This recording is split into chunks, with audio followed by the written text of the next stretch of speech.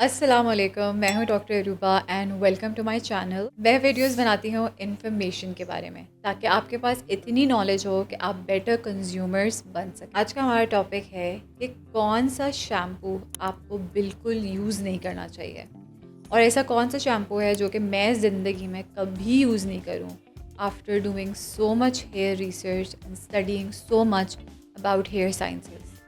सो basically shampoo का काम क्या होता है? शैम्पू आपके नए बाल नहीं उगाता है। एक ये बहुत बड़ा मिसकंसेप्शन है जो मैं अपने पेशेंट्स में देखती हूँ। कोई भी शैम्पू आपके नए बाल नहीं उगाएगा और ना तो आपके वो बाल गिराता है अनलेस उसके अंदर कोई टॉक्सिक इंग्रेडिएंट ना हो। हम जल्दी से टू द पॉइंट बात करते हैं। एक इंग्रेडिएंट है जिसका नाम है DMDM हाइडेंटोइन। अगर ये आपके शैम्पू के इंग्रेडिएंट लिस्ट में प्रेजेंट है तो आपको वो शैम्पू यूज़ नहीं करना क्योंकि वो आपके लिए बहुत ज़्यादा डेंजरस है। मैं आपको इसके बारे में थोड़ा सा बताती हूँ। हर शैम्पू के अंदर प्रिजर्वेटिव डाले जाते हैं ताकि वो लॉन्ग लास्ट करे, उसके अंदर बैक्टीरिया ऐड ना हो। अब इतने सारे शैम्पूज हम शेल्फ्स पे देखते हैं, सुपरमार्केट्स में देखते हैं, वो 6-6 महीने साल साल पड़े रहते हैं वहाँ पे। ऑब्वियसली उसके अंदर प्रिजर्वेटिव डलते हैं तो वो वहाँ रहते हैं, अदरवाइज़ उनके अंदर फंगस पड़ जाएगा, उनके अंदर बैक्टीरियल मोल्ड डल जाएगा। तो इसके लिए कंपनीज़ क्या करती हैं कि उनके अंदर प्रिजर्वेटिव्स डालती हैं। बट प्रॉब्लम ये आती है कि कुछ कंपनीज़ गलत प्रिजर्वेटिव्स डाल देती हैं जो कि बहुत ज़्यादा आपकी बॉडी के लिए डेंजरस होते हैं। वाइल कुछ कंपनीज़ हैं जो कि ऑर्गेनिक और अच्छे इंग्रेडिएंट्स डालती हैं जिसकी वजह से प्रिजर्वेटिव वाली चीज़ भी पूरी हो जाती है और बंदे को हार्म नहीं होता। तो अगर आपने किसी भी जब आप शैम्पू चूज़ कर रहे हो, आपने जाना है सुपरमार्केट, हमेशा अपने शैम्पू को इस तरह पीछे देखना है कि उसकी इंग्रेडिएंट लिस्ट क्या है। इंग्रेडिएंट लिस्ट को आपने 2 मिनट पढ़ना है। ये नहीं कि बस जल्दबाजी में आपने पकड़ा शैम्पू, बाहर जो लिखा है वो देख कर और पढ़ लिया। नो, आपने इंग्रेडिएंट लिस्ट पढ़नी है और उसके अंदर ढूंढना है कि DMDM हाइडेंटोइन के नाम से तो कोई चीज़ नहीं है, या कोई फॉर्मेल्डिहाइड रिलीजिंग कोई कंपाउंड तो नहीं है। अगर वो है, उसमें आपको नज़र आ गया कि इसके अंदर जो है DMDM हाइडेंटोइन है, तो आपने वो शैम्पू वापस रखना है। क्यों?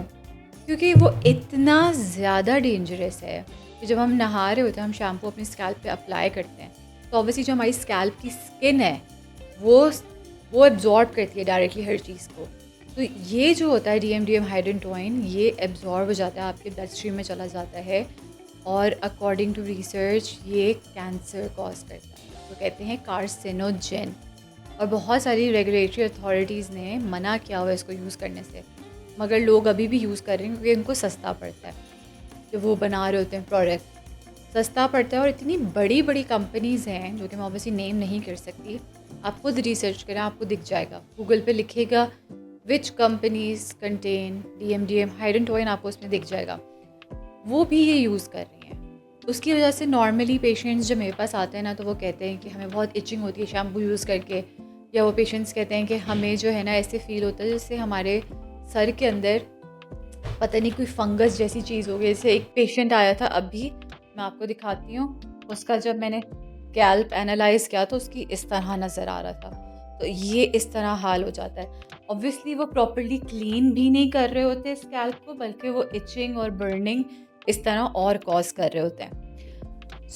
एक ये चीज़ है। अब जब क्रॉनिक एक्सपोजर होता है ना, मायने ये कि मतलब बहुत टाइम तक आप इस तरह का इंग्रेडिएंट्स यूज़ कर रहे हो, तो उससे क्या होता है कि इन्फ्लेम हो जाती है आपकी स्कैल्प, लाल हो जाती है बिल्कुल स्कैल्प, ठीक है, डैमेज हो जाती है।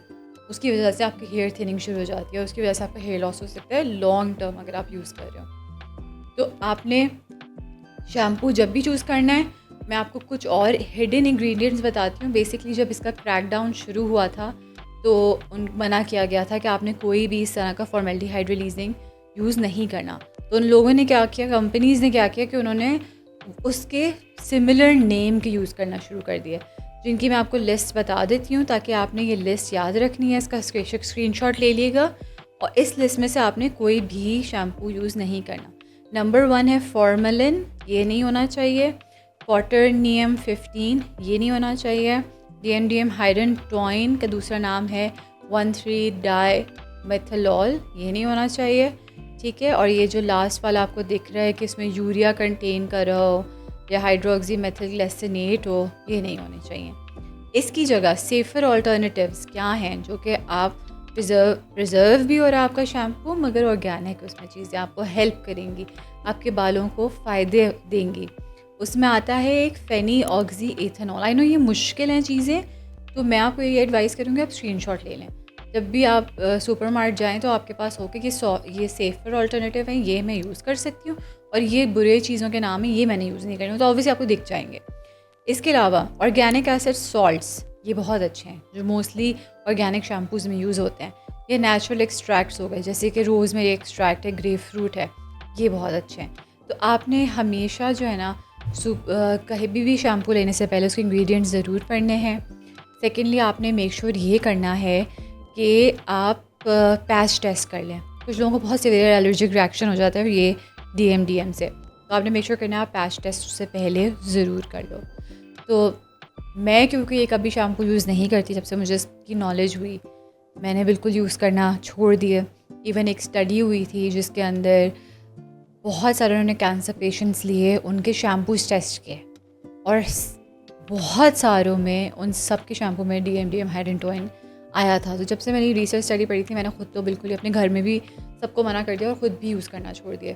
तो एज अ डॉक्टर क्योंकि मैं ख़ुद नहीं इस्तेमाल करती, तो मैं आपको भी यही एडवाइस करूँगी कि आप भी DMDM हेड एंड टोइन को अवॉइड करें। ठीक है, अगर कोई और आपके पास टॉपिक है जिसके बारे में आप चाहते हैं कि मैं वीडियो बनाऊँ, उसको नीचे लिखें।